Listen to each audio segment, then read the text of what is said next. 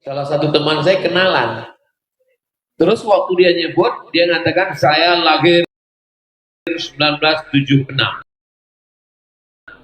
Tapi nggak ada nyebut bulan dan tanggal. Selesai itu saya tanya, kenapa nggak ada bulan dan tanggal? Sebetulnya saya nggak tahu lahirnya kapan. Loh, kok tahu 1976? Waktu daftar sekolah, dia pulang ke rumah nanya ke ibunya, Bu, saya lahir kapan? Kata ibunya, saya nggak nulis. Tapi waktu kamu lahir, pohon kelapa di belakang disambar petir. Akhirnya dicarilah waktu pohon itu disambar petir itu siapa anak yang lahir sama.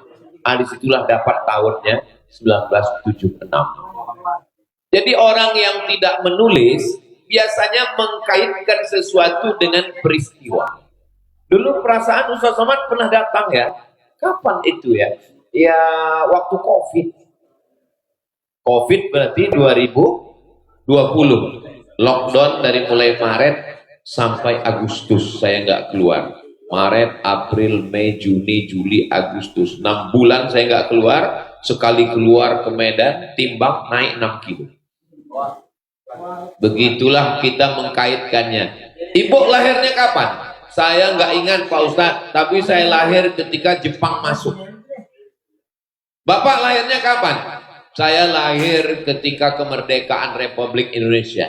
Berarti 17 Agustus 1945. Nama Bapak siapa? Camry. Apa maksudnya? Kemerdekaan. Jadi Islam tidak ada tahun, tapi bulan ada. A'udzubillahi minasyaitonir rajim. Inna iddatash syuhuri 'indallahi 12 syahran fi kitabillah yauma khalaqas samawati wal ardh. Memang sudah ditetapkan 12 bulan: Muharram, Safar, Rabiul Awal, Rabiul Akhir, Rabiul Awal, Rabiul Akhir, Rajab, Sya'ban, Ramadan, Dzul Syawal, Dzulqa'dah, Dzulhijjah. Tapi enggak mengenal tahunnya kapan. Sampai akhirnya ada seorang gubernur namanya Abu Musa al-Ash'ari mendapatkan surat dari luar negeri dan suratnya pakai tanggal, bulan dan tahun. Akhirnya Abu Musa al-Ash'ari radhiyallahu anhu melapor kepada Amirul Mukminin Umar ibnul Khattab. Wahai Amirul Mukminin Umar bin Khattab, ya, kita dapat surat dari luar negeri. Mereka sudah pakai tanggal, bulan dan tahun. Kita belum punya tahun. Lalu kemudian Sayyidina Umar bin Khattab mengumpulkan kibar sahabat, sahabat-sahabat Nabi yang senior yang masih hidup dikumpulkan. Lalu kemudian ingin musyawarah. Kira-kira kalender Islam itu dimulai tahun satunya kapan? Mereka bermusyawarah, lalu Umar bertanya, kapan kita mulai tahun 1? Sebagian sahabat mengusulkan tahun 1 dimulai dari sejak lahirnya Nabi Muhammad SAW. Waktu Nabi lahir, itu kita jadikan sebagai tahun 1. Jadi seandainya tahun 1 itu tahun lahir Nabi, maka sekarang bukan 1446, tapi 1446 tambah 53. Dapat wahyu 40, berdakwah 13, 53 tambah 1447, 1446. Payah ngingatnya Pak Ustaz, enggak usah diingat.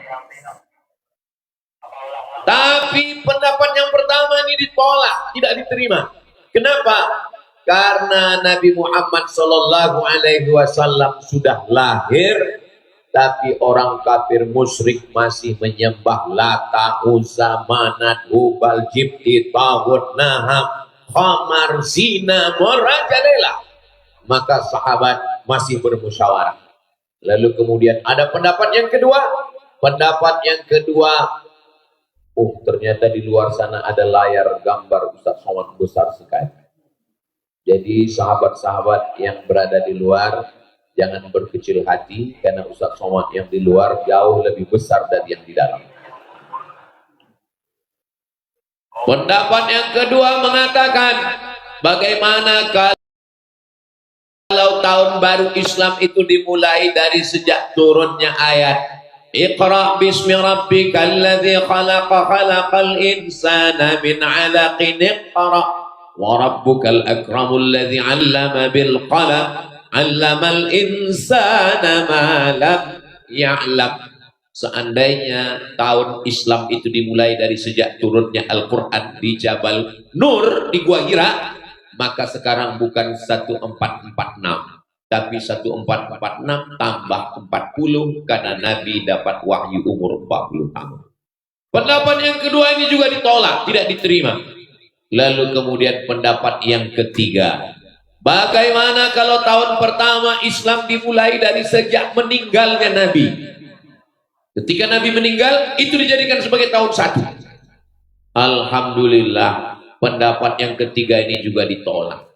Seandainya pendapat yang ketiga ini diterima, maka setiap tahun baru kita nangis. Namanya bukan tahun baru hijrah, tahun baru takziah. Karena memperingati meninggalnya Nabi Muhammad sallallahu alaihi wasallam. Akhirnya apa kata Sayyidina Ali karramallahu wajhah? Al-hijratu tufarriqu bainal haqqi wal batil. Yang memisahkan antara yang hak dengan yang batil adalah hijrah.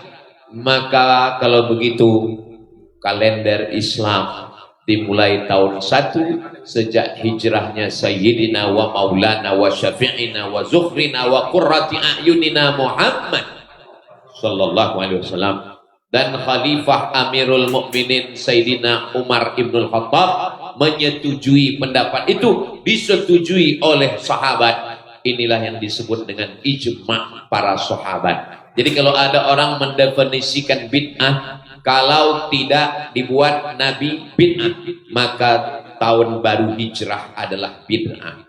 Kalau tahun baru hijrah adalah bid'ah, maka yang buat acaranya masuk neraka. Yang hadir masuk neraka. Dan yang paling panas nerakanya yang ceramah. Yang ngaji nggak terlalu panas. Tidak semudah itu mendefinisikan bid'ah. Makanya dalam hadis dikatakan, man ahdatsa, siapa yang membuat-buat perkara baru, fi amrina hadza, dalam agama Islam, ma laisa minhu, yang tidak ada, ma laisa minhu, yang tidak ada dalilnya sama sekali. Tapi kalau ada dalilnya dan ada maslahatnya, maka kata Imam Muhammad bin Idris Asy-Syafi'i, fama wafaqa sunnah fahuwa bid'atu huda. Kalau perbuatan itu tidak dibuat Nabi, tidak dilakukan Nabi, tidak diperintah Nabi, tapi perbuatan itu tidak bertentangan dengan Quran, tidak bertentangan dengan hadis, tidak bertentangan dengan ijma', tidak bertentangan dengan qiyas, maka dia disebut dengan bid'atu huda. Atau menurut istilah Imam Al-Hafiz Ibnu Hajar Al-Asqalani, bid'atun hasanah. Tapi perbuatan tahun baru hijrah bukan bid'ah, dia adalah sunnah, sunnah khulafair rasyidin.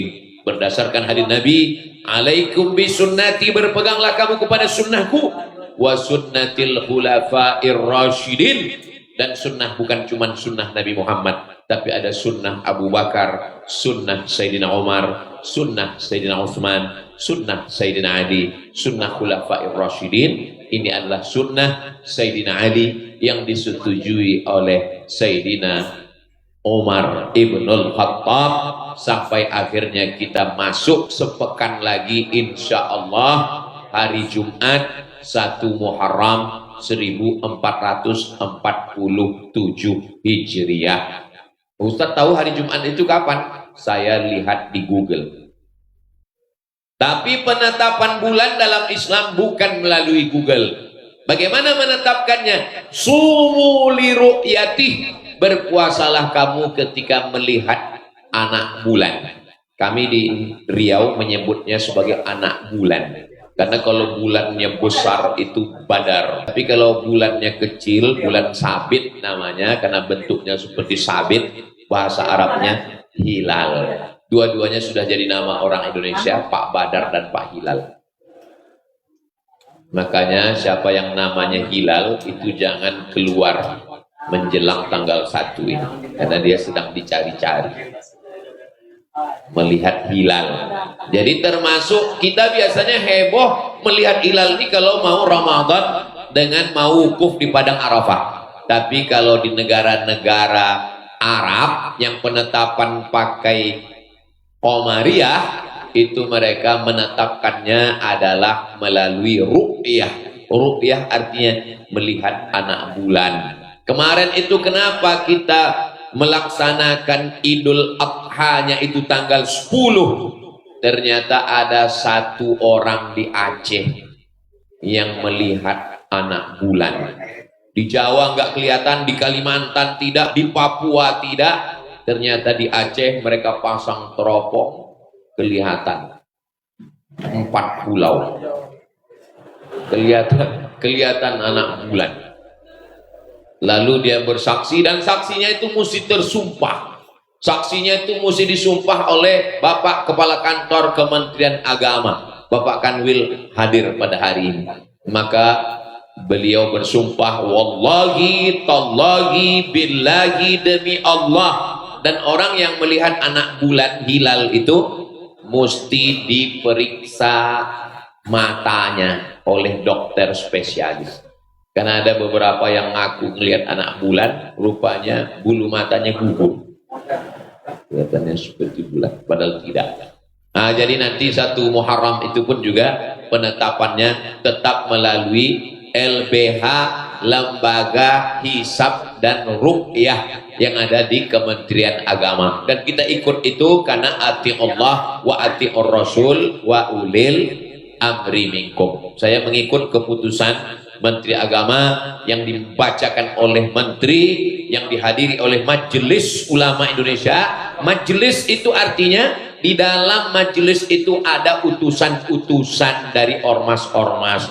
Ada 1912 Muhammadiyah, ada 1926 Nahdlatul Ulama, ada 1928 Persatuan Tarbiyah Islamiyah, ada 1930 Al-Jam'iyatul Wasliyah. Kenapa ormas-ormas ini begitu dihormati di Indonesia? Karena ormas ini lebih tua daripada Republik Indonesia yang proklamasinya 17 Agustus 1945.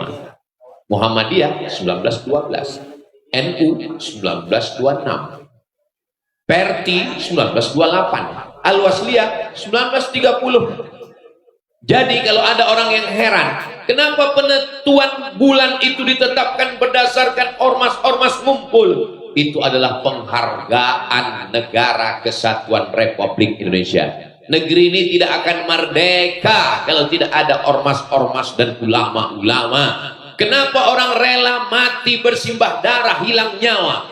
Itu karena ulama yang mengajarkan, kalau kamu mati melawan Belanda, kamu akan mati syahid. Takbir, Allahu Akbar.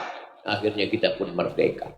Lari itu Belanda, pontang-panting pulang ke Amsterdam, tinggal terong Belanda. Saudara yang dimuliakan Allah Subhanahu wa taala, begitulah hebatnya negeri ini menghormati para alim, para ulama. Jadi jangan heran kalau malam ini semua ulama-ulama kita hadir, dan mohon maaf saya disediakan kursi. Kok hilang kursinya? Saya segan untuk duduk di atas kursi karena guru-guru kita di bawah.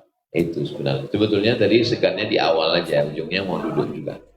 Enggak apa, bercanda saja. Bapak Ibu yang dimuliakan Allah Subhanahu wa taala, apa pelajaran yang bisa kita ambil? Bahwa sahabat Nabi selevel Umar bin Khattab tetap musyawarah. Padahal Umar itu, masalaka Umar fajjan qattu illa salaka syaitanu fajjan ghaira fajjika. Kalau Umar lewat di suatu jalan, setan akan lewat di jalan lain. Setan nggak berani lewat di jalan yang dilewati Umar bin Khattab. Tapi Umar tidak menetapkan pendapat berdasarkan saya. Dia tetap musyawarah. Umar bin Khattab, setan aja takut. Ini ada orang yang sering jalan-jalan sama setan, tapi masih ngaku nggak mau musyawarah. Makanya ada ungkapan, bukan hadis Nabi, ma khaba man istakhara wa man nadima man istasyara. Tidak akan sia-sia orang yang mau istikharah, dan tidak akan rugi orang yang mau minta pendapat orang lain. Karena pendapat sendiri boleh jadi salah. Saya selalu kalau ketemu para guru, para habib, para ulama, para kiai, tolong kalau saya salah, luruskan saya guru. Tapi tolong jangan di depan jamaah, hilang harga diri saya. Kalau saya silap, saya salah, mohon berbagi kepada saya, tunjuk, ajar. Kata telunjuk dan memberikan pengajaran. Begitulah Sayyidina Umar bin Khattab minta pendapat para sahabat, dan di situ ada Sayyidina Ali, dan akhirnya kita pun memakai kalender Hijriah. Kesultanan Banjar pakai kalender Hijriah. Kesultanan Aceh pakai kalender Hijriah. Kesultanan Demak di Jawa pakai kalender Hijriah. Kesultanan Bugis Makassar pakai kalender Hijriah. Sampai akhirnya Negara Kesatuan Republik Indonesia masuk anggota PBB. PBB itu bukan pajak bumi dan bangunan. Persatuan Bangsa-Bangsa, UN, United Nation. Lalu ketika PBB bersatu, mereka mau buat satu kalender. Soalnya Koptik Mesir punya kalender, Cina punya kalender, Arab punya kalender. Lalu PBB mau buat kalender. Ini gimana cara mau buat undangan? Diundang kepada seluruh negara menurut kalender Cina, menurut kalender Koptik, menurut kalender Arab. Kan bingung. Jadi dibuatkanlah satu kalender. Akhirnya PBB minta saran. Akhirnya PBB diberi satu kalender yang disebut dengan kalender Gregorian kalender. Gregorian itu diambil dari salah satu paus, namanya Paus Gregorius. Paus Gregorius mengambil kalender itu dari Bizantium. Nama rajanya Raja Julian. Raja Julian membuat kalender, itulah dia Julian kalender. Lalu kemudian ditertibkan, disempurnakan lagi oleh Gregorius di Vatikan. Lalu dia menjadi kalender Gregorius. Kita menyebutnya kalender Masehi. Ustadz Somad nggak pakai itu? Pakai. Di KTP itu tertulis Abdul Somad lahir 18 Mei 1977. Tapi bapak saya nulis di catatan diarinya, anakku Abdul Somad lahir tanggal 30 Jumadil Awal 1397 Hijriah. Maka kalau saya ditanya umurnya berapa Pak Ustadz? Menurut Masehi apa Hijriah? Tolong anak-anak kita ingatkan kapan dia lahir. Indonesia merdeka 1977, betul. Tapi 1977 itu jatuh pada bulan suci.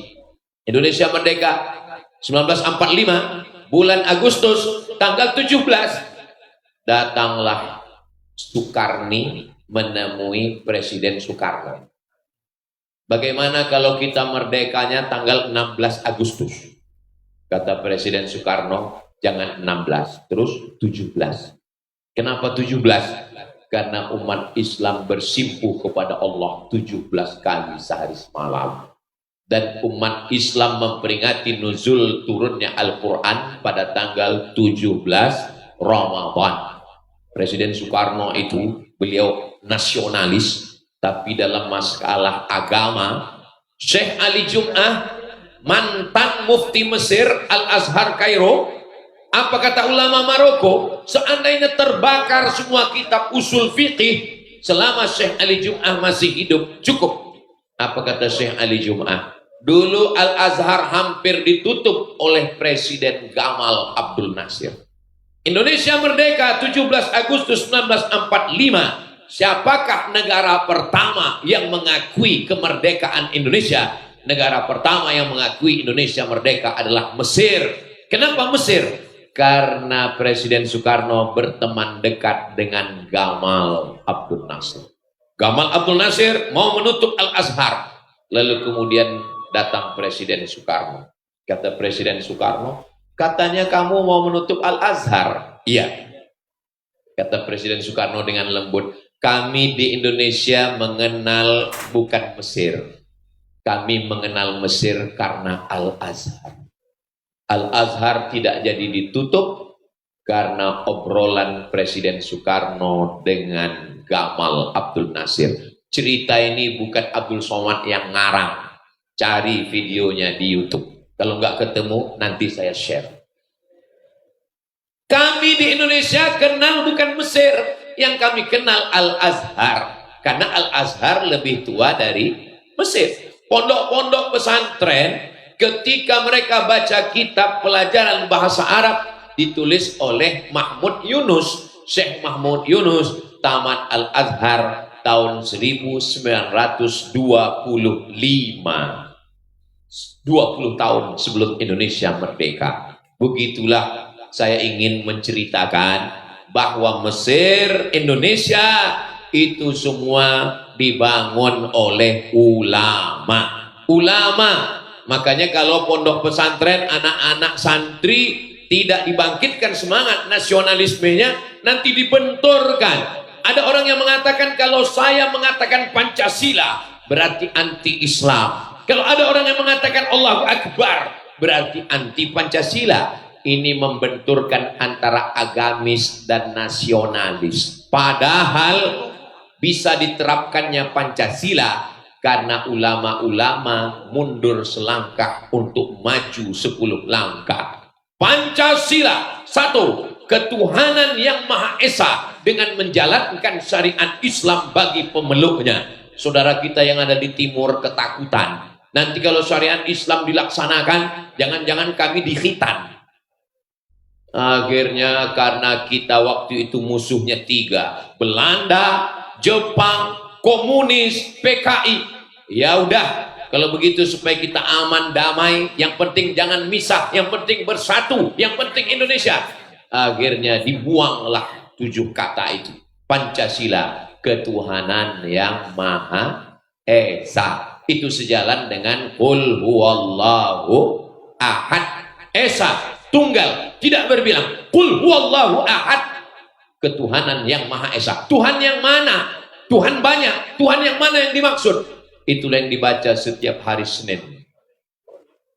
Atas berkat rahmat Allah yang Maha Kuasa dan keinginan luhur bangsa Indonesia, dengan ini menyatakan kemerdekaannya. Penjajahan di atas dunia harus dihapuskan karena tidak sesuai dengan pri kemanusiaan dan pri keadilan. Preambul pembukaan Undang-Undang Dasar 1945. Ustaz kok tahu? Saya tukang baca itu setiap hari Senin waktu SD. Nggak tahu sekarang anak-anak apa masih ada upacara atau tidak.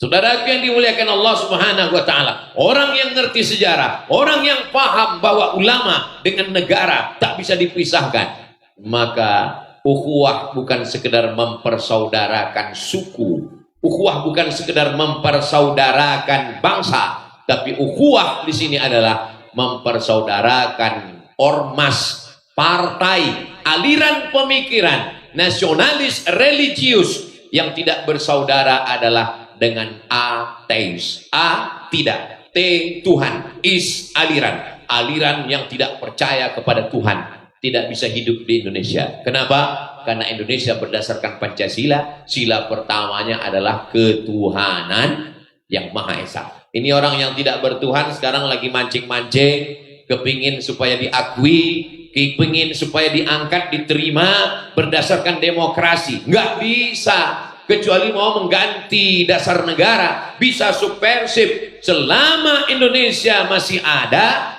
maka orang yang bertuhan tidak bisa hidup, dia bisa ditangkap karena tidak sesuai. Sila yang pertama adalah ketuhanan.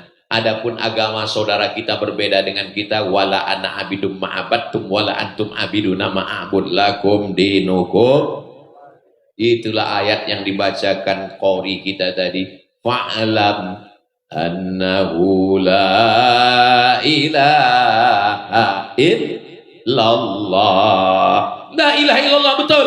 Tapi di pangkalnya fa'lam. Apa makna fa'lam? Berilmu. Kalau hanya sekedar mengucapkan la ilaha illallah banyak, tapi ilmunya itu yang diajarkan di pondok-pondok pesantren ahli sunnah wal jamaah. Wujud qidam baqa mukhalafatu lil hawadisi qiyamuhu binafsihi wahdaniyah qudrat iradat, yang dikenal dengan akidah Imam Abul Hasan Al-Asy'ari.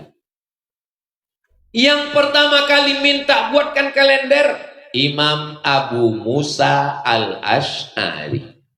Akidah kita, fikih kita, mazhab Syafi'i.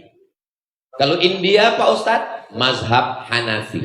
Kalau Turki Pak Ustadz, mazhab Hanafi. Kalau Baghdad, Irak Pak Ustadz, mazhab Hambali mayoritasnya. Kalau Ustadz dulu di Maroko, mazhab Maliki. Beda mazhab Maliki sama mazhab Syafi'i. Kebetulan pas saya sampai, ada anak diplomat kedutaan besar Republik Indonesia meninggal. Saya datang sholat jenazah. Hari pertama sampai Maroko. Allahu Akbar. Allahu Akbar. Saya sendiri yang angkat tangan. Ternyata mazhab Maliki tangannya nggak diangkat. Jadi takbiratul ihram angkat, habis itu takbir 2, takbir 3, takbir 4. Ustaz kok tahu? Ya kan kelihatan di samping. Dia nggak ngangkat, kita angkat. Saya di samping orang-orang Maroko. Sholat subuh ke masjid. Saya di Riau, kalau habis ruku, i'tidal, sami'allahu liman hamidah. Rabbana lakal hamdu mil'us samawati wa mil'ul ardi wa mil'u ma syi'ta min syai'in ba'du. Allahumma hdina fi man hadait wa afina fi man afait. Di Maroko ternyata kunutnya sebelum ruku. Bismillahirrahmanirrahim. Qul wallahu ahadun illahus samad lam yalid wa lam yulad wa lam yakul lahu kufuwan ahad. Imamnya diam. Kok diam? Rupanya kunutnya enggak bunyi. Sedangkan kita mazhab Syafi'i kunutnya bunyi setengah, sir setengah ikut dengan imam. Sedangkan Maliki enggak bunyi sebelum ruku. Dulu orang banyak mempertentangkan ini antara kunut, enggak kunut, sebelum ruku, setelah ruku, kelahi. Sekarang alhamdulillah sudah aman karena sama-sama enggak sholat subuh. Saudara yang dimuliakan Allah Subhanahu wa taala. Jadi kita kalau ngambil fikih, ngambil mazhab yang mana? Ya tentu saja kita yang ada di Asia Tenggara, Malaysia, Indonesia, Brunei Darussalam, Singapura, Patani, Thailand Selatan, Moro, Filipina, maka semuanya mayoritasnya bermazhab Syafi'i. Bismillahnya jahar. Bismillahirrahmanirrahim. Mazhab Hambali, bismillahnya sir. Alhamdulillahi Rabbil Alamin. Mazhab Maliki, Maroko, Mauritania, Aljazair, Tunisia, Andalusia nggak pakai bismillah sama sekali. Allahu Akbar. Alhamdulillahi Rabbil Alamin. Tapi saya walaupun di Maroko 2 tahun tidak pernah pulang pakai mazhab Maliki walau sekalipun. Saya tetap pakai mazhab Syafi'i. Tapi ketika belajar di Darul Hadis, semua guru kami mazhabnya Maliki. Kalau saya salahkan mazhab Maliki, berarti saya kualat, saya menyalahkan guru-guru saya. Tapi saya tidak mengamalkannya di Indonesia. Ketika di Maroko, ya kita amalkan. Tapi ketika di Indonesia, di masjid dekat rumah, seandainya di masjid dekat rumah saya pakai mazhab Maliki tangannya turun ke bawah. Allahu Akbar. Alhamdulillahi Rabbil Alamin. Mungkin gak hidup saya sampai sekarang. Langsung dilaporkan ke FKUB, Forum Komunikasi Umat Beragama. Ada ustadz baru pulang dari Maroko, aliran sesat. Menimbulkan fitnah. Boleh turun selangkah demi menjaga ukhuwah. Boleh mundur 1 langkah demi menjaga ukhuwah. Bukan menyalahkan. Karena tema kita memelihara ukhuwah. Saya ceramah di Masjid Muhammadiyah 4 tahun. Pulang 2008, 2009 di Masjid Muhammadiyah, 2010, 11, 12, 4 tahun. Berakhirnya bukan karena dipecat, pindah masjid baru. Selama di situ kalau saya disuruh imam subuh, saya bilang batu. Kenapa? Karena kalau saya maju ke depan, berarti nanti bismillah saya jahar. Bismillahirrahmanirrahim. Pengurusnya kena marah. Kenapa dibiarkan Abdul Somad ini maju ke depan? Ini sudah berbeda. Kalau saya maju berarti saya angkat tangan. Allahumma hdina fi man hadait. Jadi yang paling selamat batu. Silakan imam tetap, imam ratib yang maju. Saya hanya ngajar hadis di sini karena kalian yang bangun masjid ini dan kalian sudah punya majelis tarjih. Tapi begitu juga ketika kami di Maroko. Lalu Kedutaan Besar Republik Indonesia mau sholat tarawih, minta imam. Imamnya kebetulan dosen kami ngajar usul fikih, namanya Profesor Dr. Muhammad Ar-Ruki. Lalu kemudian beliau datang sholat tarawih, Allahu Akbar. Kami sebelum takbiratul ihram, kami biarkan beliau mau melihat tangannya gimana. Loh, tangannya bersedekah. Habis itu dia baca bismillah. Bismillahirrahmanirrahim. Alhamdulillahi rabbil alamin. Selesai sholat kami tanya, Syekh, iya. Biasanya Syekh kalau sholat tangannya ke bawah. Tadi kok sedekap? Biasanya Syekh baca langsung Alhamdulillah. Tapi kok bismillah? Dia tersenyum. Karena kalian orang Indonesia bermazhab Syafi'i, maka saya pakai mazhab Syafi'i. Tidak semua di KBRI ini paham. Kalau saya pakai mazhab saya, nanti yang belakang yang pegawai yang nggak ngerti bingung ini mazhab apa, imam apa. Begitulah. Tapi kalau kita mau aman bersaudara, ada juga orang sekarang ketika ditanya, kamu nggak ke masjid? Kalau saya ke masjid nanti rusak persaudaraan. Terus mendingan saya di rumah aja. Saudara yang dimuliakan Allah Subhanahu wa taala, ukhuwah.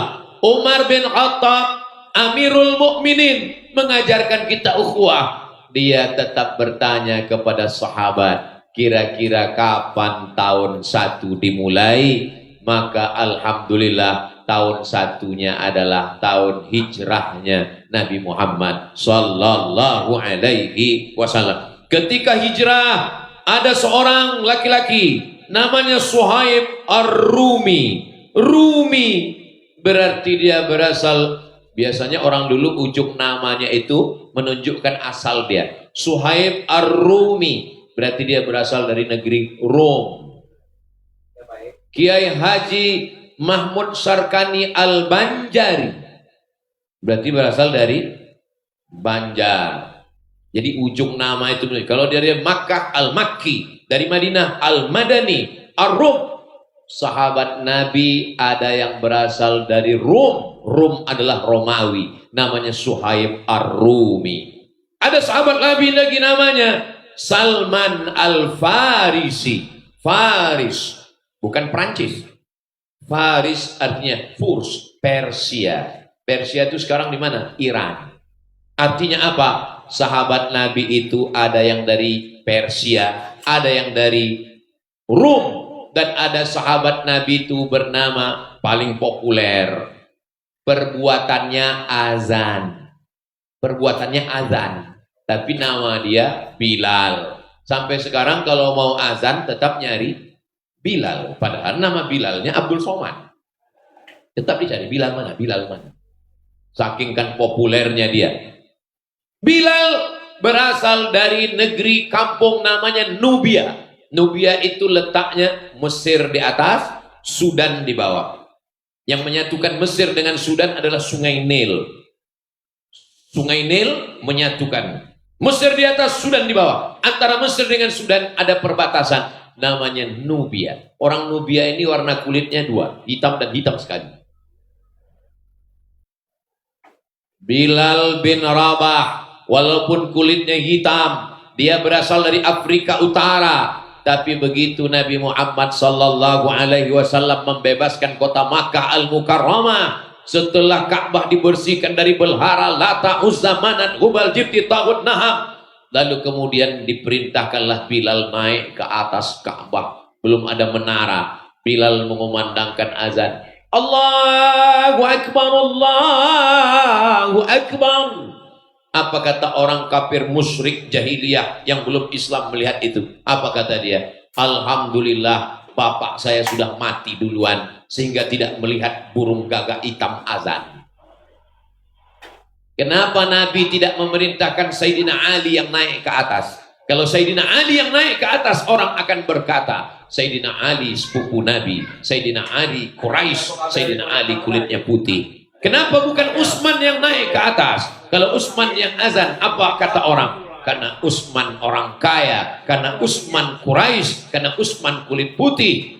Islam mengajarkan persamaan hak manusia di hadapan Allah Subhanahu wa taala.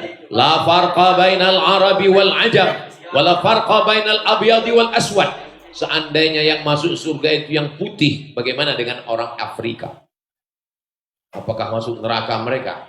Begitulah agama Islam ini mengajarkan kita. Siapa yang paling mulia di antara kita ini? Inna akramakum indallah. Yang paling mulia di sisi Allah. Atqakum. Orang yang takut kepada Allah. Karena tema kita adalah ukhuwah. Kita bisa bersama itu kalau kita bisa duduk sama rendah, tegak sama tinggi.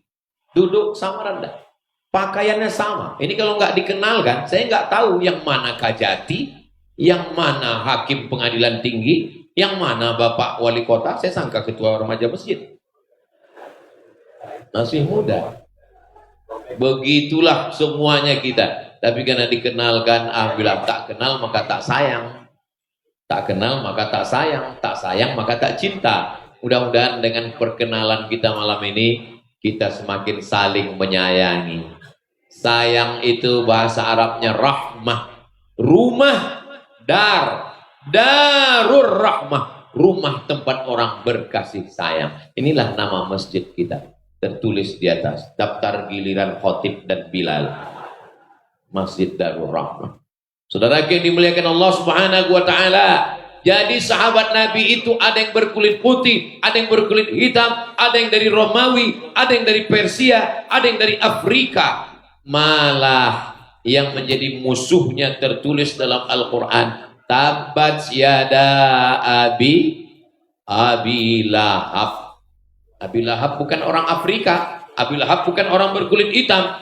Abu Lahab anak dari Abdul Muhammad SAW, anak Abdullah, anak Abdul Muthalib, anak Hashim, anak Abdi Manaf, anak Qusay, keturunan Sayyidina Adnan, keturunan dari Sayyidina Ismail, anak kandung Sayyidina Ibrahim alaihi salam. Nabi Ibrahim punya istri namanya Sarah. Sarah berasal dari Babel.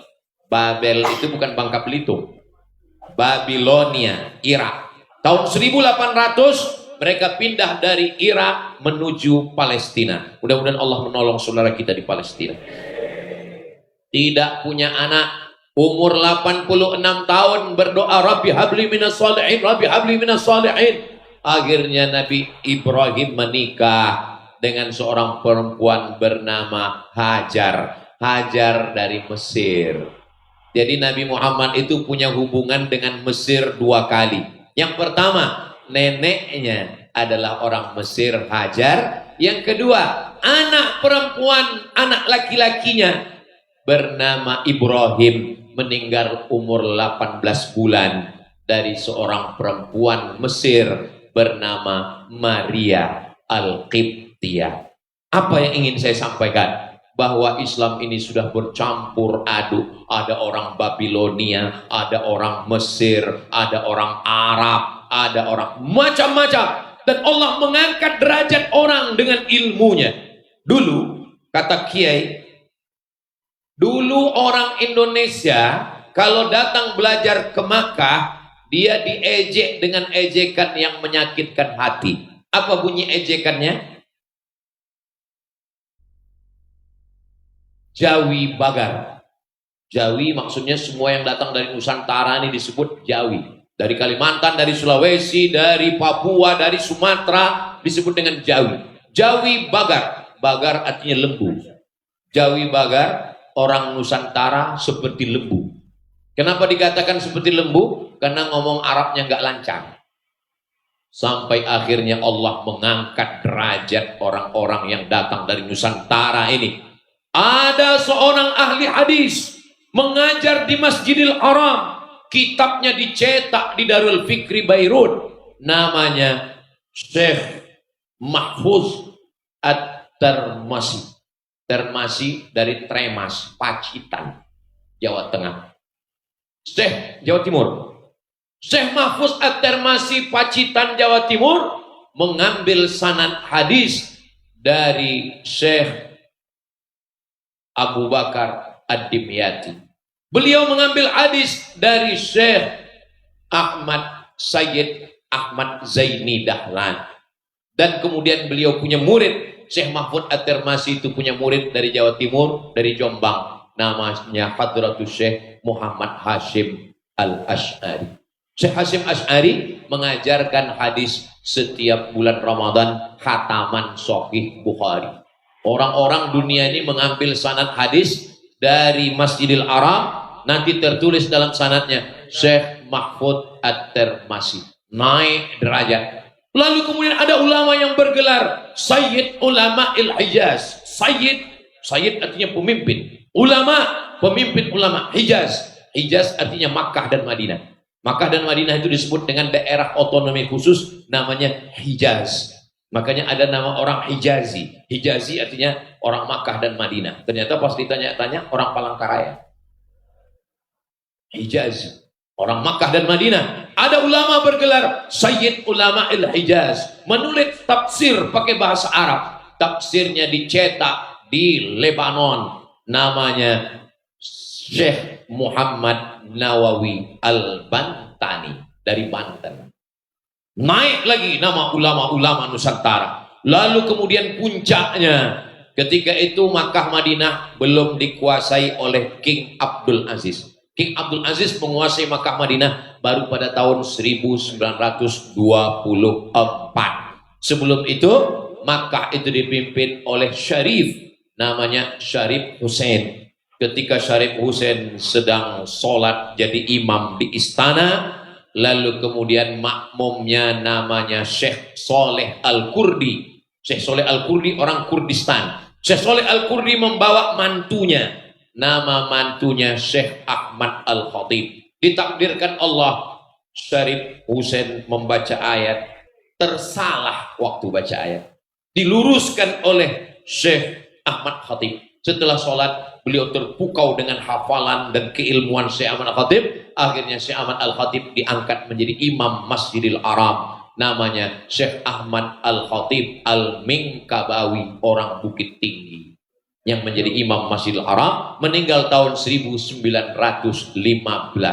10 tahun sebelum terjadi revolusi, akhirnya Saudi Arabia menjadi Al-Mamlakah, kerajaan Al-Arabiyah, Arab, As-Saudiyah. Saudiyah di ujungnya itu nama orang, karena pemimpinnya adalah Al-Saud. Al-Saud artinya keluarga Saud, maka disebut dengan Al-Mamlakah Al-Arabiyah As-Saudiyah. Jadi kalau ada orang yang heran, kenapa ulama-ulama dulu yang datang belajar dari Timur Tengah pulang ke Nusantara bermazhab Syafi'i? Karena memang Makkah dan Madinah waktu itu mazhabnya adalah bermazhab Syafi'i. Oh, nggak benar Pak Ustadz. Kemarin saya umroh 4 hari di Makkah, itu nggak pakai kunut, itu mazhab Hambali setelah 1924.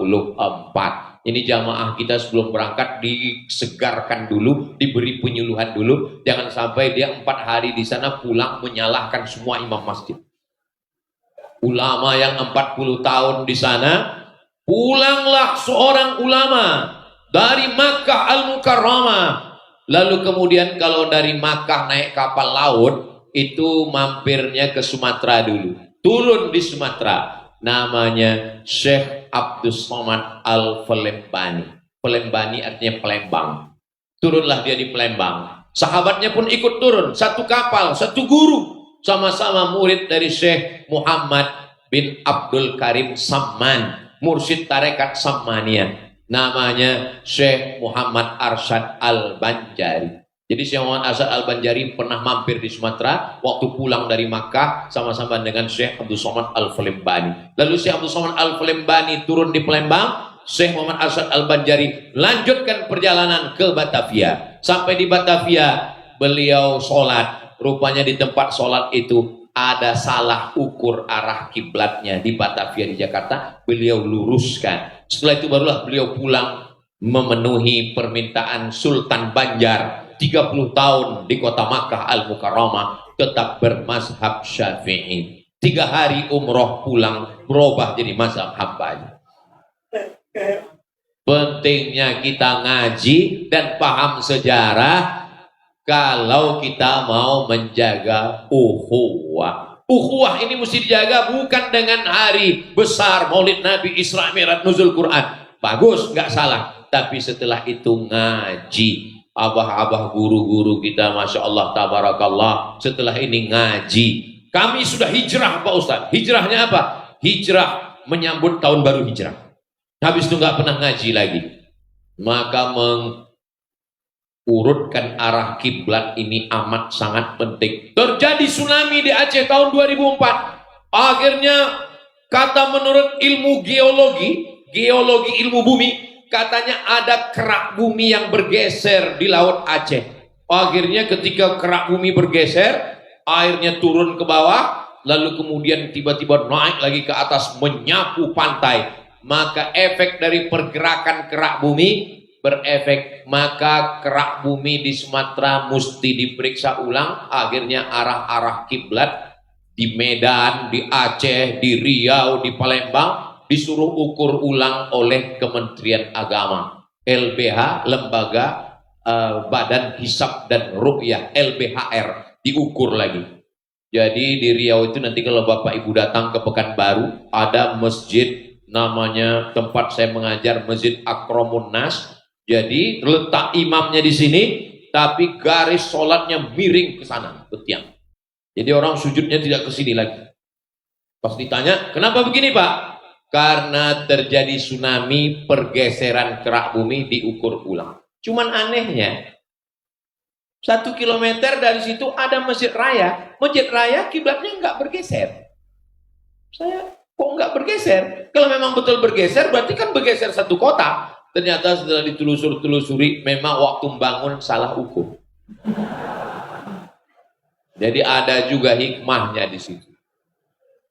Itu kalau tidak diketahui dengan ilmu, orang bisa kelahi. Ini masjid didirikan oleh tanah wakafnya kakek saya, bapak saya, saudara saya. Kenapa? Ini yang bisa mendamaikan ini adalah ilmu. Maka orang kalau berilmu, kalaupun dia tidak setuju, dia tidak akan menyalahkan. Dia akan mengatakan, kamu punya dalil, saya punya dalil. Kamu ikut ulama, saya ikut ulama. Kita menjaga hati kita. Ada masalah-masalah yang kita perlu selesaikan dengan berlapang dada. Nata'awan fima tafaqna wa nata'azar fima ikhtalafna. Mari bekerja sama pada perkara-perkara yang kita sepakati, dan mari kita berlapang dada menerima perbedaan. Guru-guru kita pakai sarung, pakai jubah, saya pakai celana panjang. Tapi tidak satu pun Habib, guru, kiai yang menyalahkan saya. Abdul Somad, kamu pakai celana, berarti kamu ikut penjajah Belanda. Karena mereka paham, Ustaz Somad ini kan bukan cuma ceramah di masjid. Habis ini dia akan lanjut perjalanan, kabarnya naik mobil dari Palangkaraya. Mudah-mudahan sampai ke tujuan dengan selamat, insya Allah. Kenapa mereka tidak menyalahkan Ustadz Abdul Somad? Karena mereka berprinsip yang penting menutup aurat. Walaupun ada batas-batas kesopanan, ada batas kepantasan. Misal saya masuk ke masjid Darul Rahmah ini pakai celana jeans. Pakai celana jeans sempit, pakai baju kaos, dan pakai helm. Lalu kemudian saya masuk ke dalam, hai guys. Secara fikih tidak salah, karena saya tidak pakai celana pendek, menutup aurat. tapi secara kepantasan, tidak sesuai dengan adat istiadat dan tradisi. Makanya ada istilah amar ma'ruf. Ma'ruf artinya baik. Padahal dalam bahasa Arab baik itu banyak sekali. Khair baik, jayyid baik, hasan baik, thayyib baik. Kenapa tidak dikatakan amar khair? Kenapa bukan amar tapi digunakan kata amar ma'ruf? Ma'ruf diambil dari kata urf, perbuatan baik sesuai menurut syariah dan sesuai menurut adat kepantasan di daerah kita masing-masing. Tadi saya bawa sorban dari Riau, tapi ternyata begitu sampai di Palangkaraya diganti dengan sorban bunga melati. Ini tradisi ini saya belum pernah di Riau dipasangkan begini. Karena biasa di Riau kalau sudah pasang begini ada akad. Artinya lain Padang, lain belalang, lain lubuk, lain ikannya, lain tempat, lain tradisinya. Tapi orang begitu menonton ini sudah tahu. Itu Ustaz Somad pakai bunga melati di mana? Itu kemarin di Palangkaraya. Kok kamu tahu? Harumnya sudah tercium dari luar YouTube. Saudara yang dimuliakan Allah Subhanahu wa taala, kita bisa memelihara ukhuwah, persaudaraan kalau ngaji. Maka kalau mau bersaudara karena hari besar Islam tabligh akbar pengajian, mungkin hanya sehari sekali, besok kelahi lagi. Tapi kalau kita ngaji satu guru bersama, maka insya Allah terjaga dan berpelihara. Dengan ngaji beban polisi ringan. Jumlah polisi di Indonesia tidak sesuai dengan angka kriminal. Kalau mau ditambah lagi beban APBN untuk menggaji berat. Maka kalau mau ringan beban Bapak polisi, TNI, Polri, memperbanyak ngaji.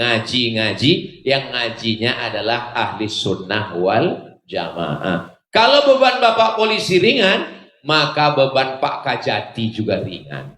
Karena Pak polisi pasti bawa nanti ke kejaksaan. Kalau kejaksaan ringan, maka beban Bapak hakim pengadilan tinggi juga ringan. Kalau orang sudah ngaji, maka Bapak wali kota juga bebannya ringan. Kalau tidak, menghadapi masyarakat yang gak ngerti. Muslim, apa itu muslim? Man salimal muslimun, selamat orang lain, min lisanihi, dari lisannya, wayadih, dan dari tangannya. Kalau selamat orang lain dari lisannya, selamat dari tangannya, insya Allah itulah muslim. Muslim bukan hanya sekedar sholat, Muslim bukan hanya sekedar ke Makkah setahun 2 kali, sampai bolak-balik ke Makkah, belum tentu bertakwa. Kenapa? Karena kebetulan memang gaet umroh. Saudara yang dimuliakan Allah Subhanahu wa taala, Muslim adalah selamat lisannya, tidak menganiaya, tidak menyindir, tidak menyakiti, tidak sumpah serapah, caci maki, wayadih, tangannya. Ada orang yang tangannya nggak pernah mukul orang, nggak pernah nyubit orang, nggak pernah jewer orang, nggak pernah menganiaya orang. Tangannya memang nggak menyakiti orang, tapi tanda tangannya meluluh lantakkan orang. Ini juga di hadapan Allah Subhanahu wa taala. Gajah, senakal-nakalnya gajah, dia hanya bisa mencabut 5 batang kayu. Habis itu dia pun lelah. Tapi manusia, dia tidak perlu dengan belalai, tidak perlu dengan kaki yang kuat, cukup dengan satu parapnya meluluh lantakkan hutan.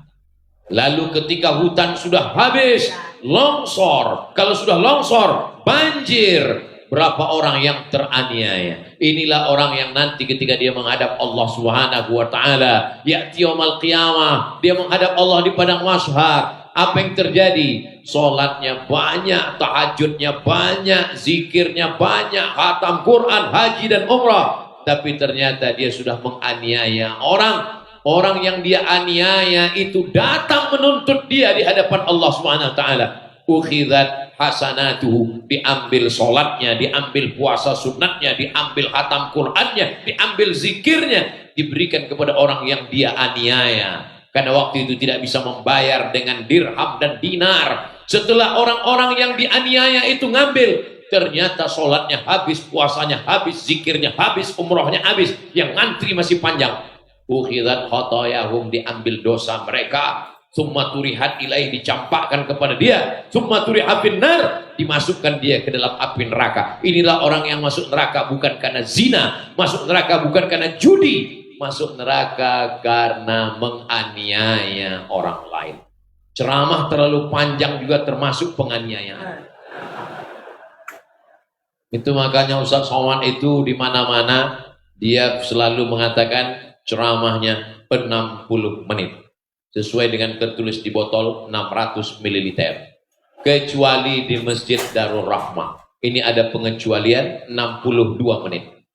Ala Sayyidina Muhammad. Saya nggak mau lagi sholat di Masjid Darul Rahmah. Kenapa? Karena Masjid Darul Rahmah itu melakukan perbuatan bid'ah. Apa bid'ahnya? Karena di dindingnya ditulis nama Allah dengan nama Muhammad sejajar. Sekarang banyak masjid-masjid yang dikritik karena menulis nama Allah dan nama Muhammad sejajar. Sallallahu alaihi wasallam. Ketika Nabi Adam berdoa kepada Allah dengan doa yang paling tua. Rabbana zalamna anfusana wa illam taghfir lana wa tarhamna lanakunanna minal khasirin. Terus apa kata Nabi Adam? Allahumma inni atawassalu ilaika bihaqqi Muhammad. Aku memohon kepada engkau ya Allah berkat nama Muhammad sallallahu alaihi wasallam, antal firali, ampunkan dosa-dosa. Allah bertanya bukan berarti Allah tidak tahu, Allah Maha tahu. Allah cuma mau kasih tahu kepada siapa yang tidak tahu. Lalu Allah bertanya, dari mana kamu tahu Muhammad? Kata Nabi Adam, lamma khalaqtani, ketika engkau menciptakan aku, nafakhta fi ruhi, engkau tiupkan ruh kepadaku. Setelah aku hidup, rafa'tu ra'si, ku angkat kepalaku. Dan saat aku angkat kepalaku, aku melihat ada nama yang bersanding dengan namamu di tiang arasy. Dan nama yang bersanding itu adalah nama Muhammad sallallahu alaihi wasallam. Hadis ini dibahas panjang lebar oleh Sayyid Muhammad Alawi bin Abbas Al-Hasani Al-Maliki dalam kitab Mafahim Yajib An-Tusahhah. Beliau berijtihad berdasarkan aqwal pendapat para ulama bahwa hadis nama Nabi Muhammad bersanding dengan nama Allah di tiang arasy adalah hadisnya sahih.